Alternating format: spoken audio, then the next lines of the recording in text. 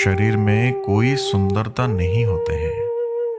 व्यक्ति के कर्म, उसके विचार, उसकी वाणी, उसका व्यवहार, उसके संस्कार और उसका चरित्र, जिसके जीवन में ये सब है, वही इंसान दुनिया का सबसे सुंदर शख्स है। फल ना मिले तो फिक्र ना कर, भगवान के यहाँ देर है, अंधेर नहीं। आज नहीं तो कल कर्म का फल मिलेगा जरूर, और जो बुरा करे उसे उसके हाल पर छोड़ दो। आज नहीं तो कल कर्म का हिसाब होता जरूर है, और सबको फल मिलता जरूर है। अच्छे कर्म का फल अच्छा, और बुरे कर्म का बुरा। फैसला आपका है। समय का पहिया चलता जाता है, कर्म के अनुसार फल मिलता जाता है।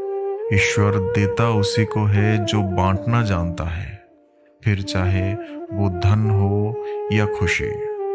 मुश्किल नहीं है कुछ दुनिया में, तू जरा हिम्मत तो कर। ख्वाब बदलेंगे हकीकत में, तू जरा कोशिश तो कर। साथियों, एक छोटी सी कहानी है। 70 साल की एक बूढ़ी औरत, जिसका पति अभी अभी उसे छोड़कर किसी और दुनिया में चला गया है, जिसका अपने पति के अलावा इस दुनिया में कहने के लिए कोई और नहीं था, बाल बच्चे भी नहीं। पिछले कई दिनों से उसे घर खाली करने के लिए नोटिस पर नोटिस आए जा रही थी। उसने अपने जानने वालों और रिश्तेदारों से कई बार मदद के लिए गुहार लगाई, लेकिन सिर्फ नाम के लिए। उसके अपने उसकी शिकायत पर ध्यान नहीं देते।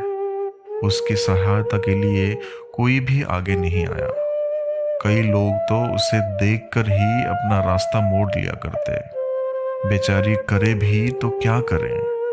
आखिरकार वो दिन जल्दी आ पहुंचा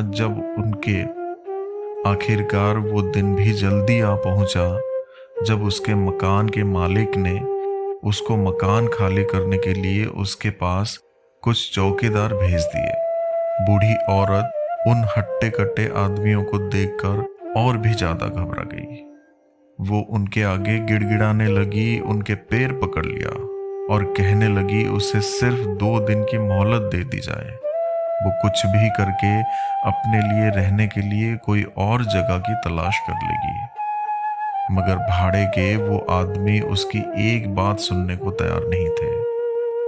जब चौकीदार उस बूढ़ी औरत को धक्का मार के निकालने ही वाला होता है, तभी पीछे से एक आवाज आती है, खबरदार, जो इस अम्मा को किसी ने हाथ भी लगाया तो इन्हें इन्हीं के घर से कोई नहीं निकाल सकता।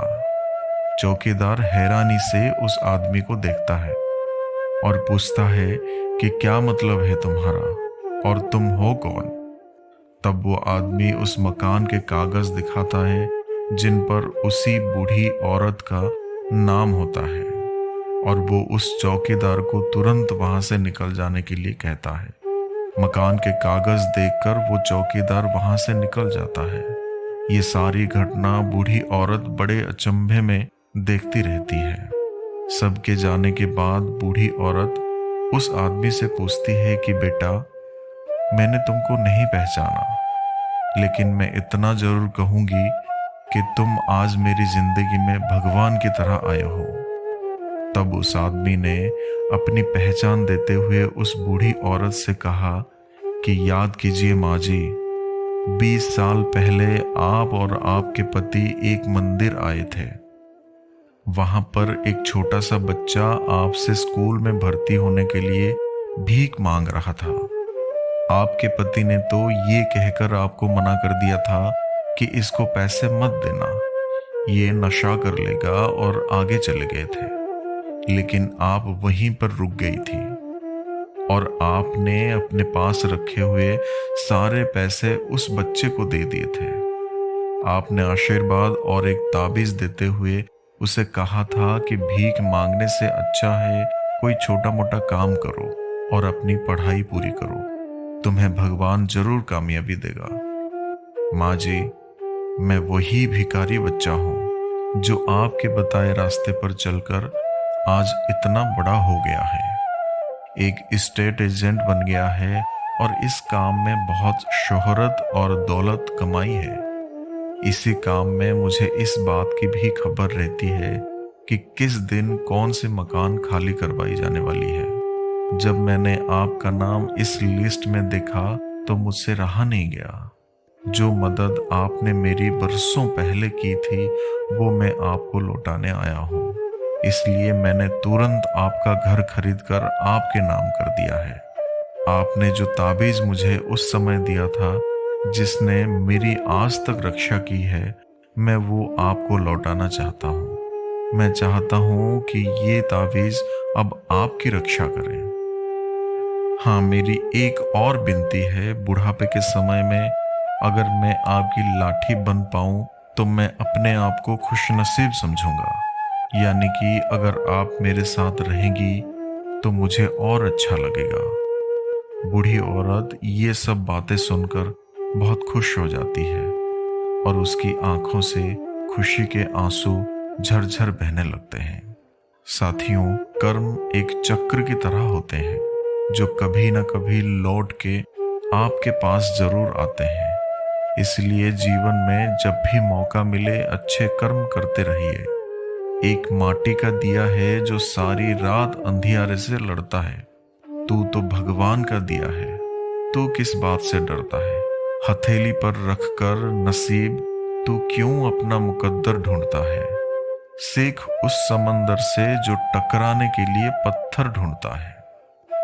कद्र करनी है तो जीते जी करें, मरने के बाद तो पराये भी रो देते हैं। आज जिस्म में जान है तो देखते नहीं है। लोग जब रूह निकल जाएगी तो कफन हटा हटा कर देखेंगे। किसी ने क्या खूब लिखा है, वक्त निकाल कर बातें कर लिया करो अपनों से। अगर अपने ही ना रहेंगे तो वक्त का क्या करोगे? गुरूर किस बात का साहब, आज मिट्टी के ऊपर तो कल मिट्टी के नीचे। क्या मंदिर, क्या तीर्थ और क्या गंगा की धार करें। जो मन ही अंधा कर बैठे हैं तो ईश्वर क्या उद्धार करें। साथियों, कर्मों से डरिए, ईश्वर से नहीं। ईश्वर माफ कर देता है, कर्म नहीं। अटल सत्य है कि जैसे बछड़ा 100 गायों में से अपनी मां को ढूंढ लेता है, उसी प्रकार कर्म अपने कर्ता को ढूंढ ही लेता है, आज नहीं तो कल। कर्म सदैव धर्म से श्रेष्ठ है। धर्म करके ईश्वर से मांगना पड़ता है, जबकि अच्छे कर्मों का फल ईश्वर स्वयं देता है। जीवन में किसी को रुलाकर हवन भी करवाओगे तो कोई फायदा नहीं, और अगर रोज किसी एक आदमी को भी हंसा दिया तो आपको अगरबत्ती भी जलाने की जरूरत नहीं। कितनी अनमोल बात है। कर्म की गठरी लाद के जग में फिरे इंसान, जैसा करे वैसा भरे, विधि का यही विधान। कर्म करे किस्मत बने, जीवन का ये मर्म, प्राणी तेरे भाग्य में तेरा अपना कर्म।